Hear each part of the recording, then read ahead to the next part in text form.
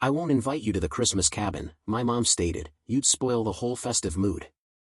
But when their cabin? I'm the youngest of four, and not by a little. My siblings are 44, 42, and 39. I wasn't a planned addition, I was the oops baby. And they treated that less like a funny anecdote and more like a permanent legal classification. They never called me Vincent, I was always the surprise, like some downloadable expansion pack for a family that was already finished. My mom, Josephine, perfected the art of smiling while delivering a verbal gut punch. If passive-aggressive comments were an Olympic sport, she'd have her own trophy case. She'd talk about family values, but what she really meant was whatever keeps the neighbors thinking we're normal. My dad, Patrick, was the ultimate fence-sitter. His whole identity was keeping the peace, which usually meant he never, ever disagreed with Josephine. He'd probably watch Rome burn and politely ask if everyone could just lower their voices. Then there's my brother Edward, the golden child. He's the kind of guy who walks into a room like he's about to present quarterly earnings. He speaks exclusively in leadership quotes he clearly pulled from LinkedIn. I swear he thinks our family reunion is a networking event. My sister Natalia? She calls herself a free spirit. I call her if an essential oil had a human form. Always cleansing crystals, detoxing her soul, protecting her energy, even though her brand has like 900 followers, most of them bots. And then there's Iris. She was the only one of my siblings I'd describe as sweet. For the longest time, I thought maybe she was the normal one, until I realized she just learned to stay quiet, to avoid being steamrolled by the rest of them. Growing up in that circus, I learned real fast, if I wanted anything done, I better do it myself. School concerts? Nobody showed. Choir performance? Oh, honey, we thought it was next week. Birthdays? We planned something, but you were probably busy. By 14, I stopped asking for anything. Independence is easy when no one's offering to help in the first place. The only consistent bright spots were my nieces, Eva and Valerie, Iris's kids. Those two actually treated me like a human being. They clung to me like I was the fun uncle who escaped from a video game. Honestly, I'd do anything for them. They were the only reason I bothered showing up to family holidays. Some people would say, "But Vincent, every family has their quirks." Yeah, and every football team has a mascot. Doesn't mean the mascot should be expected to do everyone's taxes and fix the stadium lights. My family didn't just have quirks, they had a whole talent show of emotional blind spots. As I got older and my job got more demanding, they twisted that into my defining personality trait. I wasn't Vincent anymore. I was the one who works all the time, the guy who probably can't come anyway. They stopped inviting me to things. They didn't forget, they just assumed I wasn't available. You know that saying, assumption is the mother of all screw-ups? My family treated it like a mission statement. But there was one tradition I could still count on, Christmas Eve dinner. Presents, seeing my nieces, everyone pretending to like each other for exactly 3 hours. I'd always come late, after work, but I always came. Until this year. But that's later. One more thing. Yes, I was dating someone, Gracie. She's firm, funny, sharp as hell. The kind of woman who could verbally suplex a grown man without raising her voice. We'd been together a little over a year, and I'd kept her away from my family on purpose. Anyway, that's me. That's them. And this is where things started going off the rails. It all started with a text from my mom that read like she'd copy-pasted it from a neighborhood newsletter. "We're having a small family dinner tonight. You can come if you're not too busy." Translation: "We already planned this without you, but fine, whatever." I showed the text to Gracie. She raised an eyebrow. "Do you want to go?" "No," I said, "but the girls will be there, so, yeah." She nodded. "Okay, I'm coming too." I warned her what my family was like. She just shrugged and said, "I've met landlords scarier than parents." That should have been my first clue she was built for this. Josephine opened the door with that signature smile, the one that says, "Welcome," while her eyes scream, "You're already a problem." "Oh, Vincent," she trilled, like I'd surprised her in my own childhood home. Then her gaze slid to Gracie. "And you brought company." "Her name is Gracie," I said. "Lovely," Josephine replied, in the same tone someone uses when handed a damp rag. Patrick stood behind her, offering his usual nod of Switzerland-like neutrality. We stepped inside. The air immediately smelled like lemon cleaner and raw tension. Edward was already at the table, giving Gracie his corporate evaluation stare. "Welcome," he said, standing to shake her hand like they were finalizing a merger. "In this family, we value structure and clarity." Gracie blinked. "Cool. I value carbs, so I'm excited for dinner." I nearly choked, trying not to laugh. Natalia was in the corner, propping her phone against a plant pot, filming herself next to the casserole. "Family dinner energy is everything," she whispered to the camera. "Remember to stay hydrated and spiritually aligned." "You filming a documentary?" I asked. "It's content, Vincent," she sighed. "You wouldn't understand. It's for my brand." "What brand?" I muttered. Iris scurried out from the kitchen with the girls in tow. "Uncle V!" Eva yelled, launching herself at me. Valerie followed, nearly knocking me off balance. That was the best part of the night right there. "Hi, Gracie," Iris said softly, giving her a tiny, apologetic smile. "Sorry, it's chaotic." "Oh, this?" Gracie smiled. "I grew up with 3 brothers. This is nothing." Dinner was served, chicken, rice, and salad that tasted like sadness. We sat down, and the conversation immediately became a competition for who could ignore me the hardest. Josephine smiled sweetly at Gracie. "So, dear, what do your parents think of you dating someone so busy?" I felt the hit before Gracie even reacted. She put down her fork. "They think he works hard and doesn't owe anyone his free time." Josephine blinked twice, resetting her system, I guess.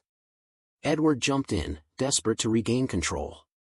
"I've always said productivity must align with family cohesion. It's about synergy." "Are you quoting a podcast right now?" I asked. "It's leadership philosophy." Gracie smirked behind her glass. Meanwhile, Natalia started waving sage around like she was clearing ghosts. "We should cleanse the energy in this room," she said. "Some people are holding tension." "Yeah," I said. "It's probably the smoke machine you're holding." She didn't get the joke. She never does. The nieces kept pulling me into their conversation, school stories, a drawing they made, their excitement for Christmas Eve. They instantly clung to Gracie, too, handing her a hand-beaded bracelet they'd made. My heart melted on the spot. But the adults kept doing what they do best, pretending everything was perfect while making sure nothing actually felt that way. Halfway through dinner, my phone buzzed. Gracie glanced at it and whispered, "You okay?" "Yeah," I said, "it's nothing, just work." It wasn't work. It was the feeling that I didn't belong in the house I grew up in. Dessert came and went. Small talk bounced around like a deflated balloon. Iris stayed quiet, giving me apologetic looks whenever Josephine dropped another subtle dig. When we finally stood to leave, the girls hugged us hard enough to crack ribs. Josephine kissed my cheek and said, "Drive safe, sweetheart, and try to make more time for family this year." "Sure," I said. But what I meant was, I already did. You just didn't notice. Gracie held my hand all the way to the car. "You okay?" she asked once we were inside. "Yeah, just reminded why I don't come often." She squeezed my hand. "Vincent, you handled that better than most people would have. And for the record, I like your nieces. The adults, not so much." I laughed softly. "Yeah, same." At that moment, I had no idea this dinner was the warm-up act. The real blow was coming soon, and it was going to hit a lot harder than anything that happened at that table. A few days later, I swung by my parents' house again. Mostly to drop off a couple of books Iris wanted for the girls. I wasn't expecting anything emotional or dramatic. Honestly, I was just tired and wanted to see Eva and Valerie before heading home to sleep for 12 years. The girls practically knocked me over when I walked in. "Uncle V. Guess what? Guess what? Guess what?" I pretended to think. "You finally beat that video game?" "No," Eva said, hopping like a caffeinated rabbit. "We're going to a cabin." Valerie blurted out. I paused mid-hello hug. A cabin? Yeah. Eva grinned. For Christmas. A big one with bunk beds and a fireplace and everything. Grandma said everyone's going. Still smiling, still innocent, still holding my sleeve like they were pulling me into the excitement. I looked at Iris, standing behind them. She froze like I caught her holding stolen goods. Everyone's going? I repeated slowly. Valerie nodded. Yep. Grandma said we're leaving on Christmas Eve so we can wake up there for Christmas morning. Christmas Eve. My one holiday. My one guaranteed seat at the table, even if it was at the very end of it. I stood up. Where's Mom? I walked into the kitchen and found Josephine humming cheerfully, arranging cookies on a tray like she was auditioning for a baking show. She turned and smiled too warmly. Oh, Vincent, what a surprise. I heard about a cabin trip, I said. For Christmas. Her smile didn't drop. It sharpened. Oh, that. Yes. That, I repeated. When were you going to tell me? She sighed like I was inconveniencing her. We all know your schedule is chaotic. This trip took planning. We needed committed people. I blinked. Committed people? I come to Christmas every year. She didn't flinch. You come late and tired and you always look irritated. We didn't want to deal with that this year. That one stung more because she said it like a factual observation, not an insult. That's not a reason to not invite me. It's exactly the reason, she said, sliding cookies onto the tray smugly. This trip is supposed to be peaceful. Before I could respond, Edward walked in. Vincent, don't act like this is a surprise. You're not really consistent. I stared at him. Consistent? You don't add value to things like this, he said, as calmly as someone discussing spreadsheet errors. Family trips need structure, reliability. You're not aligned with that. Jesus, Ed. He held up a hand like he was conducting a seminar. If you wanted to matter in the planning stages, you should have made yourself available. Simple as that. I laughed under my breath, the kind that tastes like hurt. I didn't even know there were planning stages. Natalia breezed in next, already recording herself in selfie mode. We just wanted good energy this year, okay? And your vibe lately is dense. I stared at her. My vibe is dense? Yeah, she said, lowering her phone. You walk in all stressed and tired and it ruins the atmosphere. We wanted healing, not whatever you bring. I almost asked if she was serious, but yeah, she was exactly serious. Patrick entered behind them, arms crossed, already sighing. Let's not make a scene. It was easier without you this time. That one hit my chest like a cold fist. Easier without me. I'd spent years showing up, late, tired, and beat from work, but I'd shown up. I'd stayed up after 12-hour shifts just to watch my nieces open gifts. I'd fixed their thermostat in the middle of a snowstorm. I'd come every time they needed something. And now, son, life's easier without you. I looked toward Iris, who stood silently near the doorway, twisting her hands. She didn't say a word. She didn't defend me. She didn't even meet my eyes. Honestly, that might have hurt most of all. So, I said finally, my voice steady even though I felt the crack beneath it. You all agreed on this, together? Josephine shrugged like this was the weather report. We didn't see the point in complicating things, dear. By inviting me, she smiled thinly. Yes. My jaw tightened. Right. I walked back into the living room, knelt down, and hugged the girls. Uncle V, are you coming to the cabin, too? Eva asked. I didn't lie. No, sweetheart. It didn't work out this year. Her face fell.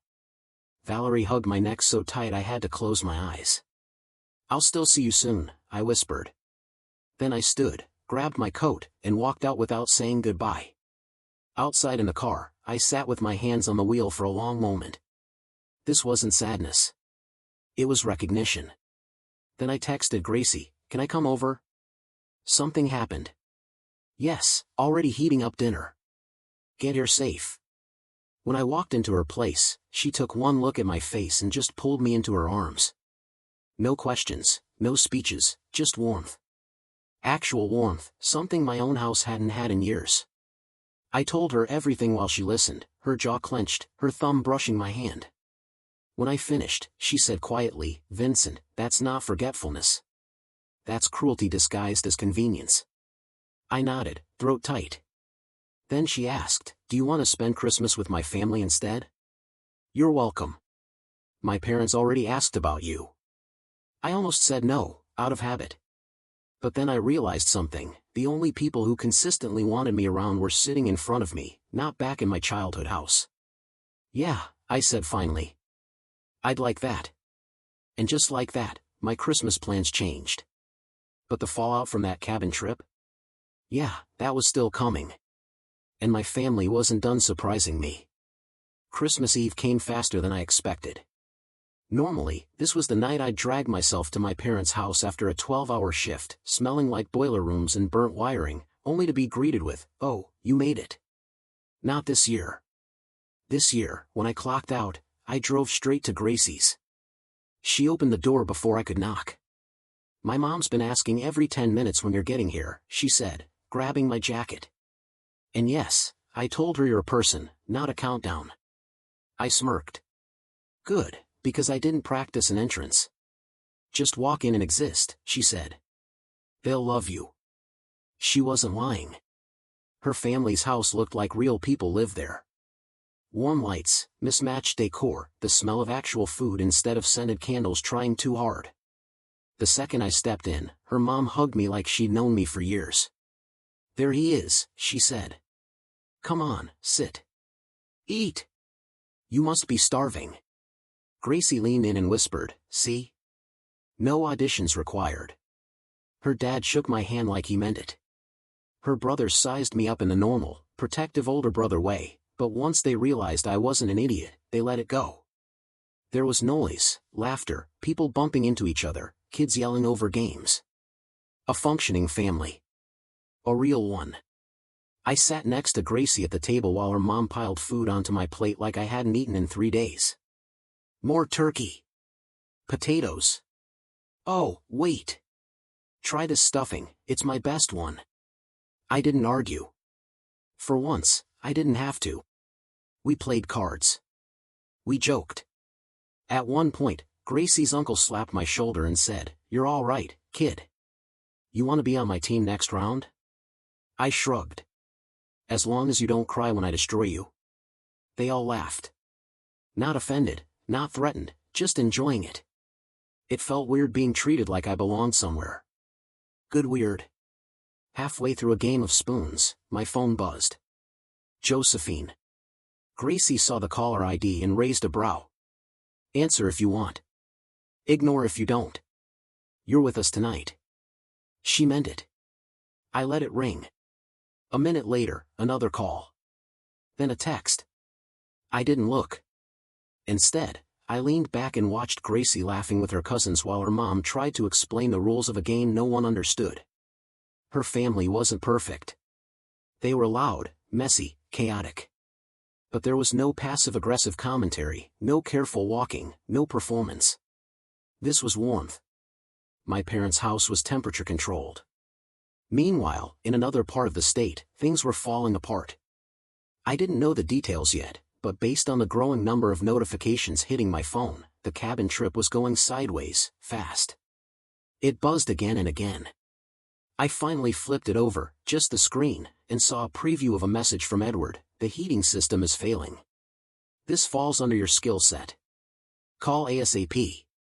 I put the phone face down. Gracie's mom was asking if I wanted dessert. Another text popped up from Edward: "We reset the thermostat." It didn't come back on. Translation: they touched something they shouldn't have touched, and now it was my fault. 2 minutes later, another buzz. Josephine. Voicemail this time. I didn't listen, but I imagined she was using the same tone she reserves for talking to store managers she wants to intimidate. Then Natalia: "The vibe here is terrible. V, you need to fix the furnace or whatever. You're literally the only one who understands this stuff." Yeah. Suddenly, I was useful. Gracie looked over. "You okay?" They're blowing up my phone. Do you want to see what they want? I shook my head. If it was an emergency involving a human being, they'd call 911. If it's about the cabin, they can deal with it themselves. She smiled. Good. She didn't ask follow-up questions. Didn't try to talk me into responding. Just respected the decision. Finally, my phone buzzed 5 times in a row. That's when Patrick, the human beige cardigan, texted, "It would be easier if you'd stop ignoring us." Easier. They'd said that before. It didn't land any softer the second time.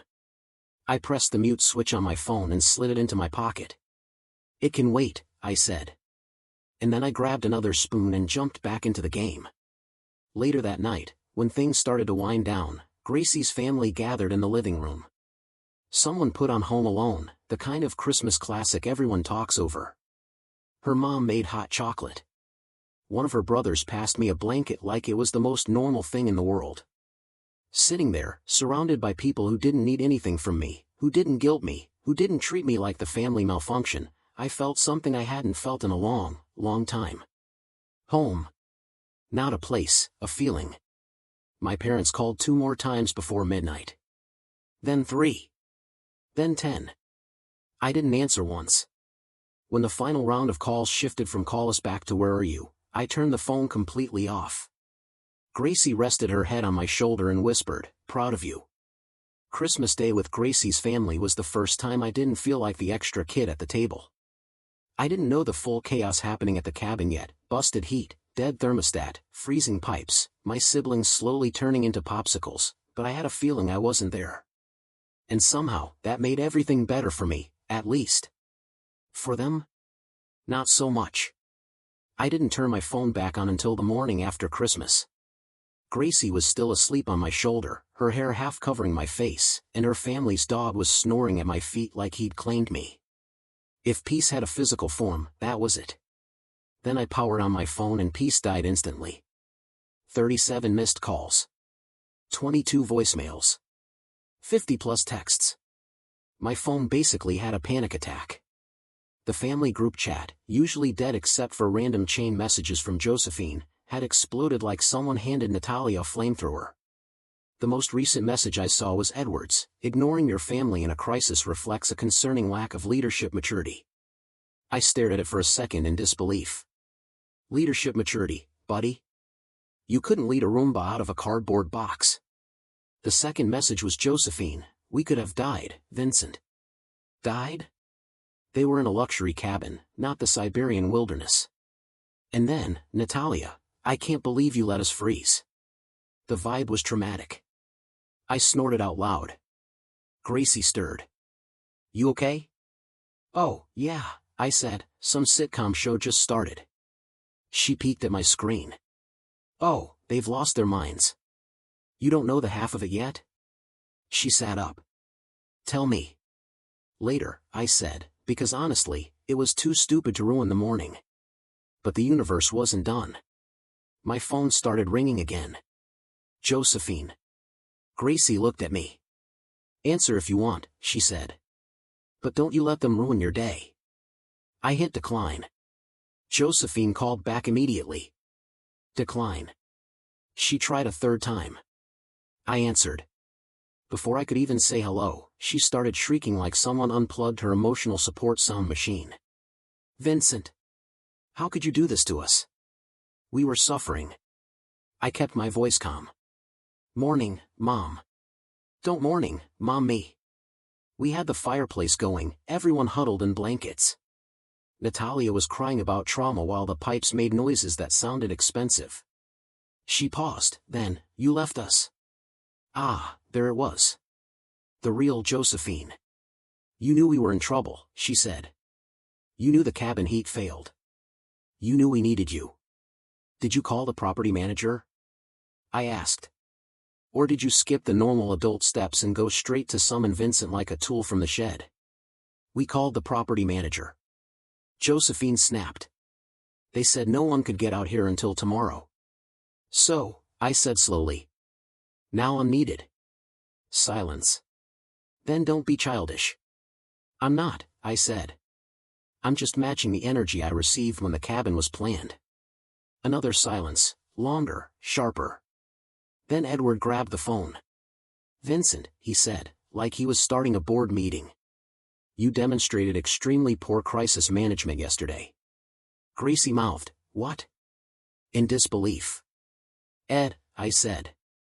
You booked a winter cabin and didn't check the heating system before arriving. We assumed it would work, he said. And I assumed families invite their kids to Christmas, I replied. Wild how assumptions work. He audibly exhaled, his patented I'm disappointed in you sigh. That attitude, he said, is exactly why you weren't included. Gracie sat straighter, like she was ready to jump through the phone. I didn't let her. I wasn't included because you didn't think I mattered, I said. Let's call it what it is. Natalia suddenly appeared in the background, yelling loud enough for the speaker to distort. You ruined Christmas, Vincent. This was supposed to be a healing trip, and you ruined it. How? I asked. Did I ruin a trip I wasn't invited to? You just did, she yelled. Your absence created negative energy. I rubbed my forehead. Pretty sure the lack of heat created the negative energy. Patrick grabbed the phone next, his voice low and disappointed in the most useless way possible. We really needed you, son, he said. It was selfish not to come. I laughed under my breath. Selfish after you all told me directly that the cabin would be easier without me? That's not what we meant, he said. Dad, it's exactly what you meant. He had no comeback. I could hear chaos in the background. Someone yelling about frozen pipes. Natalia complaining for the 8th time. Josephine crying dramatically enough she probably expected applause. The whole family was melting down. And for the first time in my life, I didn't feel guilty. I felt done. Vincent, Josephine said, coming back on the line with shaky breaths. We expect you here tonight to talk about this as a family. No, I said simply. No, she repeated like that word had never been used against her. No, I said again. I'm spending the day with people who actually respect me. Her inhale was sharp. How dare you? I hung up. Gracie stared at me, wide-eyed. Holy hell, babe. I'm not doing it anymore, I said. If they want to talk, they can make an appointment and it'll still be a no. She grinned. There he is. An hour later, while we were helping her mom clean up the wrapping paper, the doorbell rang. Gracie peeked outside and whispered, Oh, Vincent, it's them. Then it clicked. The one safety thing my mother bullied me into years ago, location sharing. I'd never turn it off. Of course, she'd use it now. I walked to the door. On the porch stood Josephine, with tear-streaked makeup, Patrick wringing his hands, Edward looking like he wanted to file a complaint with HR, and Natalia recording the whole thing like it was a reunion episode. Vincent, Josephine said, we're here to talk. No, I repeated. Not today. Edward stepped forward. You owe us. I owe you nothing, I cut in. Not my time, not my energy, not my labor. Natalia scoffed. Why are you being so aggressive? Because polite didn't work, I said. Josephine blinked fast. Sweetheart, please. This is embarrassing. For who? I asked. Me, or the people who showed up uninvited to yell at me on Christmas Day? Patrick opened his mouth. I raised a hand. Don't. Unless you're finally choosing a side. He shut it. I took one step closer. I'm done being the forgotten kid. I'm done being the fixer. And I'm done being treated like furniture you only notice when it's missing. The porch went silent. And next time you plan a family trip, I added. Don't worry about inviting me. I closed the door gently. Not slammed, not dramatic, just final.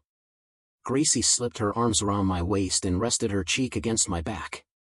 You okay? She whispered. For the first time in a long time, I said. Yeah, I actually am.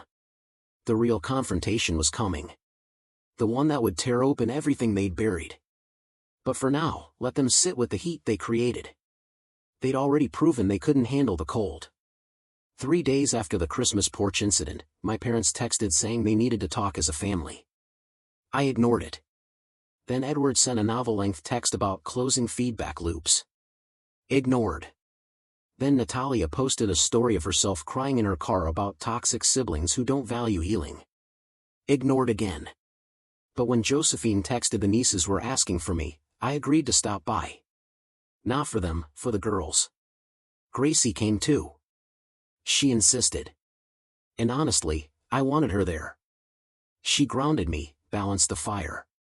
When we pulled up, all their cars were already in the driveway. Of course, Gracie muttered. They ambush-style planned this. Yeah, I sighed. Classic move. We walked inside. Chaos was immediate. Josephine stood there with swollen eyes like she'd practiced crying in the mirror. Patrick hovered behind her, looking like he wanted to apologize but didn't know how. Edward had his arms crossed like he was conducting an intervention. Natalia was recording herself from the corner, whispering, "This is a safe space." Even though it absolutely wasn't. Only Iris looked genuinely nervous, back pressed to the wall, hands twisting in her sleeves. The moment they saw me, the room snapped into noise. Josephine stepped forward. "Vincent, sweetheart, we're very concerned about how you've been acting." "Really?" I said. "Because I've been concerned about how you've been acting for the past 29 years. Her mouth opened. Closed. Opened. Patrick rushed forward. "Let's all calm down." "No," I said. "Say whatever you brought me here to hear." "I'm not staying long." Edward cleared his throat like he'd been waiting for a spotlight. "This rift," he said, "is damaging the family structure. We need to address the root cause." I stared at him. "Ed, the root cause is that you're all," Natalia gasped like I had slapped a priest. "Wow," she whispered to her phone camera. "Aggression. So much aggression." Gracie snatched the phone out of her hand so fast Natalia squealed. "No filming," Gracie said. "Sit down." I've never loved her more. Then Josephine spoke in her guilt-trip voice. "Vincent, we know you're sensitive, but this behavior is unacceptable. You hurt us." I tilted my head. "You excluded me from Christmas." She nodded like she was confirming a shipping order. "We did what was best for the family." "For the family," I repeated. "Not including me." "You always make gatherings uncomfortable," she said. "You come tired, negative, and you're difficult." "Difficult?" I laughed. "For showing up?" Edward chimed in. "You have to consider how you impact group dynamics." Gracie muttered, "If he hits you, I'll lie in court." I ignored him. Why didn't any of you just tell me the truth? Why has it always been this passive-aggressive? Why am I the one you cut out? That's when something cracked in Josephine's expression. A twitch. A flicker. A sign she'd been holding a truth in her throat for too long. "It's because of, before," she said quietly. "Before what?" She clutched her necklace. "Before you were born." Patrick put a hand on her shoulder. "Joe, don't." "No," she snapped. "He wants the truth. Let him have it." The room stilled. Iris looked like she wanted to disappear. Josephine inhaled sharply, then said, "You were never supposed to exist." Silence, she continued, her voice trembling with something that wasn't sadness, more like resentment. "We had a baby before you. A planned baby. A perfect baby. And we lost it. It broke us. It ruined everything. And then you came. Too soon. Too unexpected. I wasn't ready. None of us were." She exhaled like she'd been holding that sentence for half her life. "You weren't the child we wanted," she said. "You were the replacement." My chest went numb. Not heavy. Numb. Like my body knew if I felt anything, I'd crumble. Edward added, "It's not her fault. It's just how things were. We adjusted." Natalia chimed in, "It explains the energy difference. It's trauma." Gracie stiffened beside me. "Did you seriously just say energy difference about a child being rejected by his family?" I lifted a hand for her to stop. Not because she was wrong, but because I wanted this moment for myself. "So," I said slowly. "Let me get this straight. I looked at each of them, one by one. You lost the baby you wanted. Then I was born. And instead of dealing with that grief, you projected it onto me for 29 years? Josephine's chin wobbled. Patrick murmured, it wasn't intentional. I cut him off. You said it was easier without me. He looked away. Edward tried again. This conversation needs structure. No. I snapped. This conversation needs honesty. I stepped closer. I'm done being punished for someone else's loss.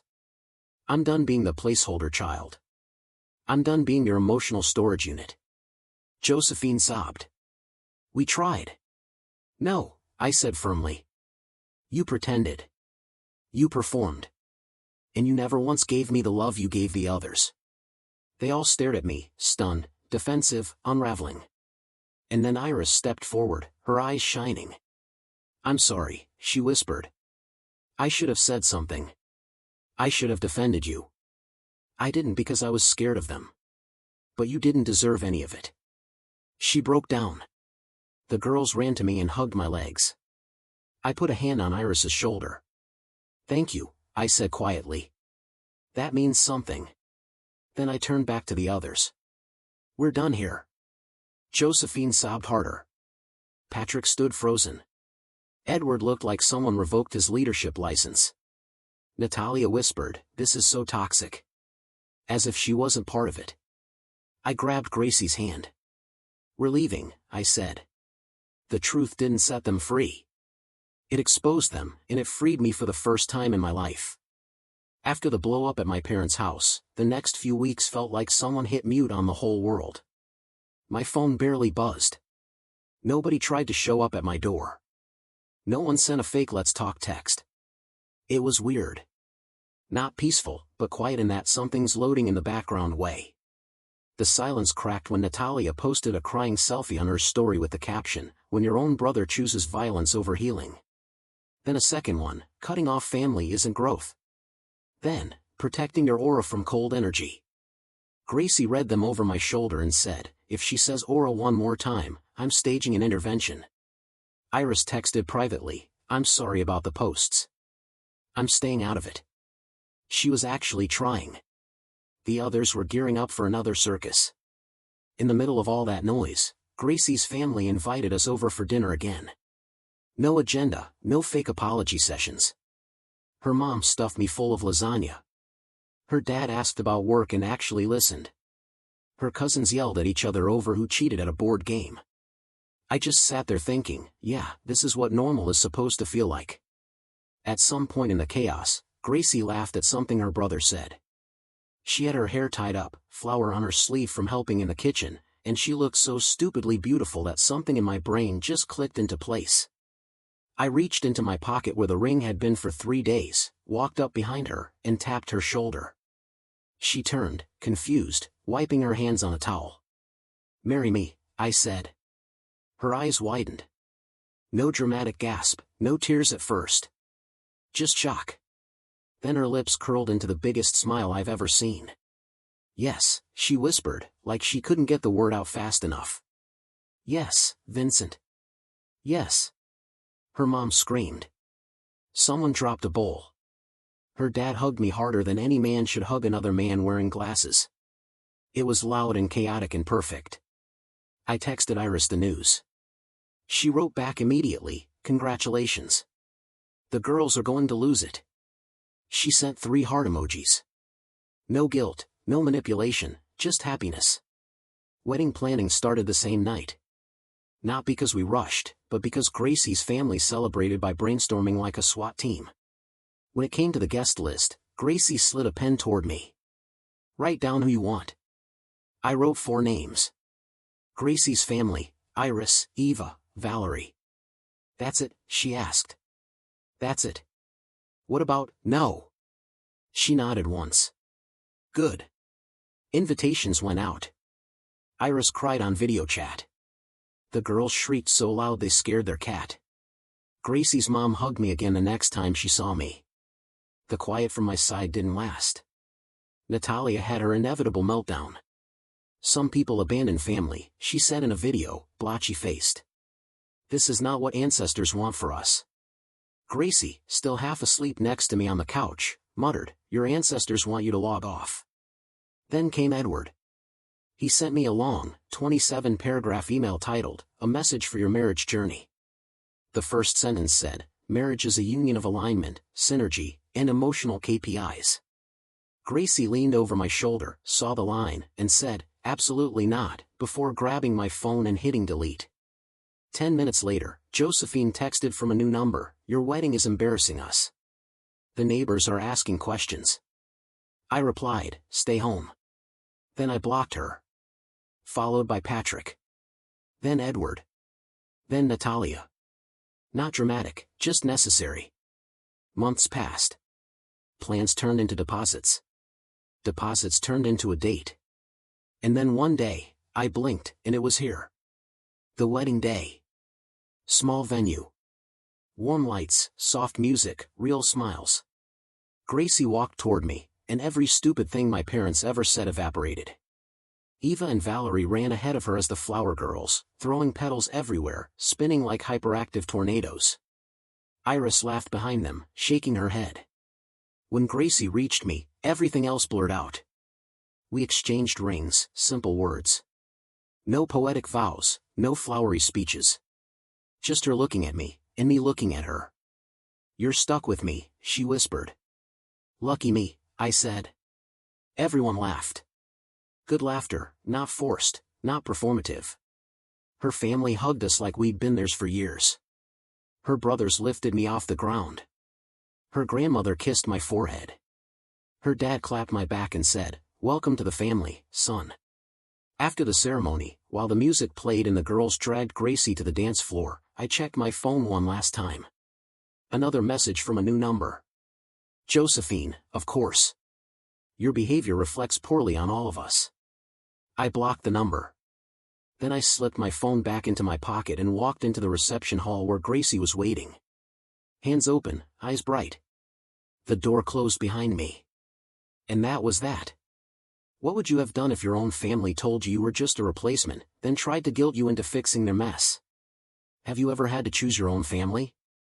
Let me know in the comments below. I really want to hear your thoughts.